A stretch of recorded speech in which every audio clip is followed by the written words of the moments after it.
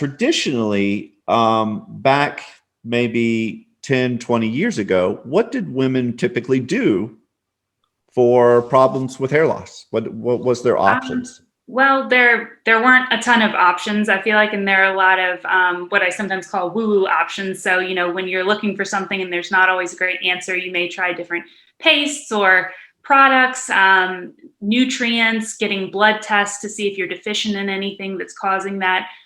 Now, PRP is a large part of getting hair restoration, and then there was always the surgical end. But nowadays, there's an option of doing a mesenchymal stem cell derived therapy called exosomes for non-surgical hair restoration.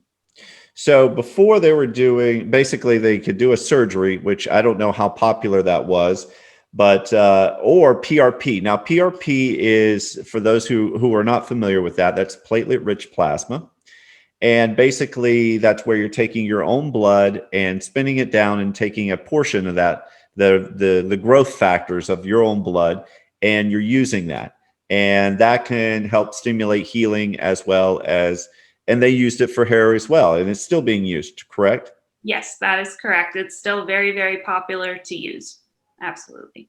So in addition to doing that, you can stimulate, I would guess, give you better results when you're using something that has a stronger growth factor components, right? Correct. It's the thought process also that it's natural, it's coming from your own body, so there's less risk of allergens or reactions as well. Perfect. And so you're using something called an exosome. And I've done multiple shows about exosomes, but if this is your first time listening to our show and don't know what an exosome is, and that's the first time, would you like to describe an exosome, Victoria? Sure. So how I like to explain exosomes, especially to my patients, is They are extracellular, sometimes what I call nanovesicles. They're very tiny. They do not contain any DNA. They don't have metabolic activity. They don't tend to mutate. But what they basically do is when injected or applied or infused, they will stimulate areas that are inflamed, irritated, lacking growth, lacking hair, that are aging as well, to basically herd around the